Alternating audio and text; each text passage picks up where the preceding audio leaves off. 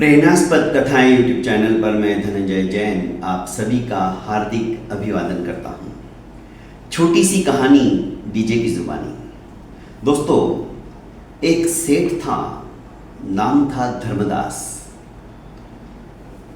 पर जैसा उसका नाम था, धर्म का ABCD से भी उसको नफरत थी। कोई भी ऐसा पुण्य काम, धर्म का काम वो कभी नहीं करता था। संत, महात्मा और भिखारी यदि सामने आ जाए तो उसके तो प्राण सूख जाते थे। उसे लगता था अब कुछ देना पड़ेगा। एक नंबर का मक्खी चूस, पैसा भरपूर, पर देने के नाम पर कुछ भी नहीं। एक दिन जब भोजन का समय हुआ तो सेठ की आदत थी दरवाजा बंद करके खाना खाता था, कहीं कोई मांगने ना आ जाए, कोई देख ना ले। पर जैसे ही वो दरवाजा बंद करने लगा, एक संत आ गया और उसने कहा कि भिक्षाम देहि। इसने कहा, ओ भाई आगे चलो, मेरा ही घर मिला क्या तुमको? यहां कुछ नहीं है, आधी रोटी दे दो भाई, क्यों नाराज हो रहे हो? आधी तुम्हारे रोटी में से आधी रोटी तुम दे दोगे तो तुम भी भूखे नहीं रहोगे और मेरा भी काम हो जाएगा, आधार हो जाएगा। पर सेठ सुनने को तैयार नहीं। सेठ ने फटाक से दरवाजा बंद कर लिया। संत भी जिद्दी थे। योग हट, जैसा कि 4 हट मैंने आपको पिछले कहानी में बताया था, वैसे राज हट, योग हट, बाल हट और त्रिया हट, ये योगी थे, फक्कड़ थे। उधर ही खड़े हो गए। खाना खाने के बाद में सेठ ने सोचा कि चलो अब जाके दुकान पे जाता हूं, थोड़ा आराम भी हो गया। देखा तो ये संत, फक्कड़, महात्मा बाहर ही खड़ा है। उसने कहा, तुम अभी तक गए नहीं, तुम्हें तो मैंने मना किया। उसने कहा, मैं तो बिना कुछ लिए जाऊंगा ही नहीं। सेठ ने सोचा ये तो जिद पे अड़ गया। उसे टालने के लिए सेठ ने कहा, एक काम करो, ठीक है मैं आधी रोटी आपको देता हूं। उस फक्कड़ ने कहा, आधी रोटी से काम नहीं चलेगा, अब तो मैं पूरा भरपेट खाना खा के ही यहां से जाऊंगा। ओ भाई, अब तो तेरी डिमांड ही बढ़ गई, कुछ नहीं मिलेगा। और सेठ गुस्से में बिना कुछ दिए दुकान की तरफ चल पड़े। जब वापस आए सायंकाल तो भी वो फक्कड़ योगी उधर ही खड़ा। सेठ ने सोचा कि यदि ये भूखा प्यासा यहां पे मर गया ना तो संत हत्या का पाप तो लगेगा ही लगेगा, पूरे नगर के अंदर मेरी बदनामी हो जाएगी। उसने कहा, ठीक है भाई, तुम भी क्या याद रखेगा, चल सायंकाल का खाना हम दोनों साथ में बैठ के खाते हैं, बैठ जा तू भी मेरे सामने और भरपेट खा ले। उसने कहा, नहीं, अभी खाने से काम नहीं चलेगा, मेरे लिए तुम एक कुआं भी खोद के दो। अभी बीच में कुआं कहां से आ गया? आधी रोटी की बात थी, मैं पूरा खाना खिलाने के लिए तैयार हो गया, अब तू कुएं की बात कर रहा है, ये सब मेरे से नहीं होगा।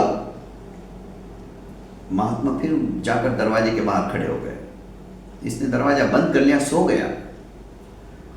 24 घंटे हो गए थे, महात्मा ने पानी का एक बूंद भी नहीं लिया था और ना ही अन्न का एक कण खाया था। सवेरे जब दरवाजा खोला सेठ ने, धर्मदास ने, तो देखा ये योगी तो वैसे ही खड़ा है। सोचा कि बाप रे, अब क्या करूं? उसने कहा, ठीक है बाबा, अब तुम है ना ज्यादा डिमांड कुछ मत करो, मैं तुम्हारे लिए कुआं खोद देता हूं। अब एक कुएं से काम नहीं चलेगा, तुम्हें 2 कुएं खोदने पड़ेंगे। अब सेठ इतना बेवकूफ भी नहीं था। उसने सोचा, अब 2 कुएं में हां भर दो, वरना 2 के कप 4 हो जाएंगे, 4 के कप 8 हो जाएंगे और ये मर मुरा गया तो लेने के देने पड़ जाएंगे।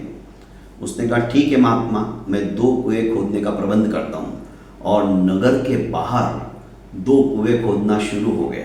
दोनों कुएं में पानी आ गया, एकदम मीठा जल, क्योंकि महात्मा ने कहा था यहां पे दोनों कुएं खोदो, दिशा भी उन्होंने बताई थी। अब महात्मा बोले कि मैं जा रहा हूं अब 1 साल के लिए तीर्थ यात्रा के लिए, मेरे कुएं को बंद कर दिया जाए। ऊपर से पैक कर दिया गया, एक बूंद भी पानी नहीं निकालना है, सिर्फ और सिर्फ तुम्हारे कुएं से पानी देते रहना है। उसने कहा ठीक है, मेरे कुएं में से यदि निकालने की कोशिश की तो देख लेना। उसने कहा बिल्कुल नहीं निकालेंगे। उसने कुएं के माप का ही एक बड़ा ढक्कन सा बनाया और पैक करवा दिया।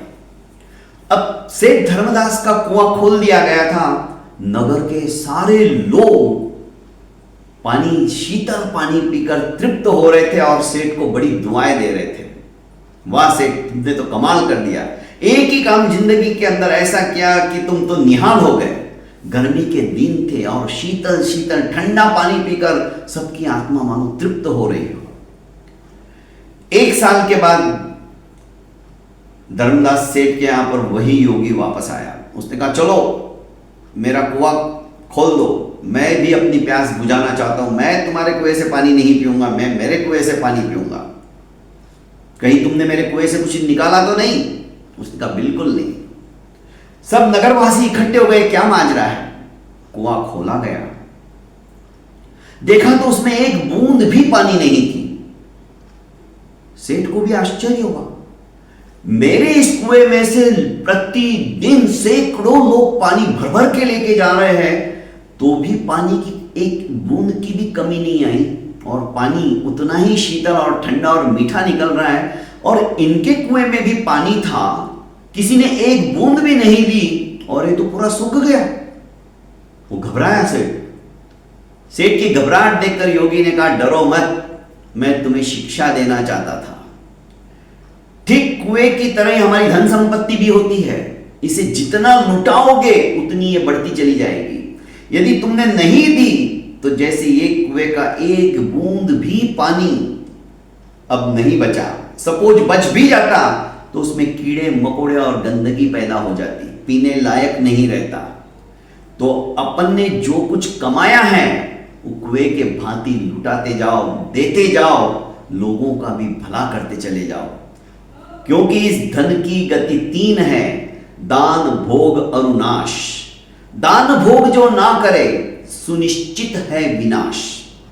इस धन को ज्यादा से ज्यादा दान में दो, द्रव्य को लुटाओ, असहायों की सहायता करो, दुखियों के दुख का निवारण करो, भोग उसका उपभोग करो। और इन दोनों में से तुमने कुछ भी नहीं किया, इकट्ठा करते गए, दिन रात मेहनत करते गए, मशीन की तरह काम करते गए और इकट्ठा कर करके जमा कर दिया, तो एक दिन इसका विनाश होने वाला है। ये तुम्हारे साथ जाने वाली नहीं है दौलत। बहुत बहुत धन्यवाद दोस्तों। प्रेरणास्पद कथा यूट्यूब चैनल को आपने अभी तक लाइक एवं सब्सक्राइब नहीं किया है तो कर लीजिए और ज्यादा से ज्यादा अपनों को शेयर कीजिए। प्रणाम।